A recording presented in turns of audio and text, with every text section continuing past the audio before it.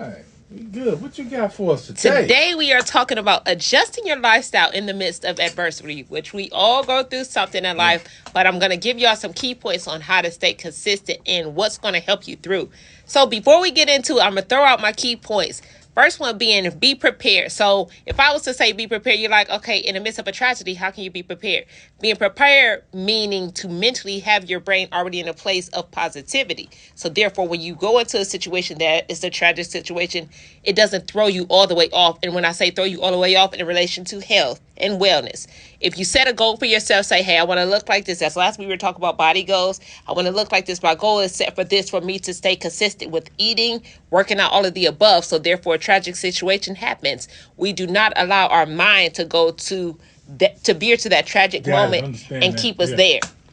Our next point being practice positivity, which also relates to that, being more positive in your frame of mind and your actual situations in life. Okay, that positivity already, when you're setting that goal, says, I'm in a positive place to set this goal, and how I'm going to maintain that is I'm going to keep my mindset in a positive manner. So therefore, when that tragedy comes, yes, it's something that happens and life hits us, but at the same time, we can still maintain some type of control. Next point from there, with the discipline, and they all go together, actively creating and positive practice of habits with your exercise and nutrition.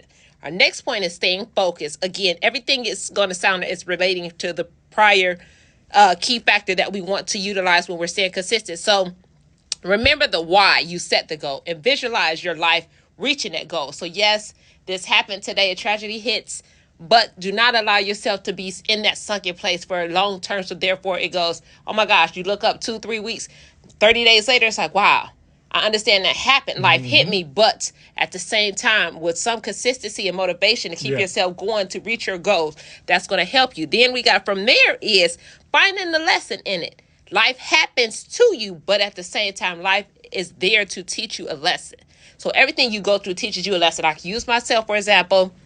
I suffered a stroke in 2019, but the reality is God has blessed me to keep moving from there. So I'm learning the thing with recovery. Every single day is a recovery, but at the same time, I've now been able to embrace a new community of people that I would never embrace before, the community of survivors. So I find peace in helping them go through things that they've been going through. With the same time, how God has blessed me with the activities and the lessons of being a trainer for 20 plus years, and everything he's equipped me with has helped me to be able to help them at the same time, pushing me through my recovery. So it opened up the doors for so much more. Then we go through the biggest thing is do not give up. In spite of what you're going through, do not give up. So again, it goes back to, hey, let's everybody think about, last week talking about these body goals.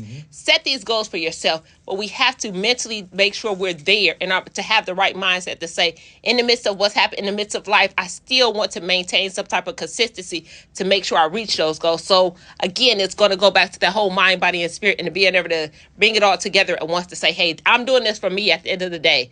And what are the steps that are going to help me get there and to make this actually come to pass? So just working through, again, being more positive with your actions and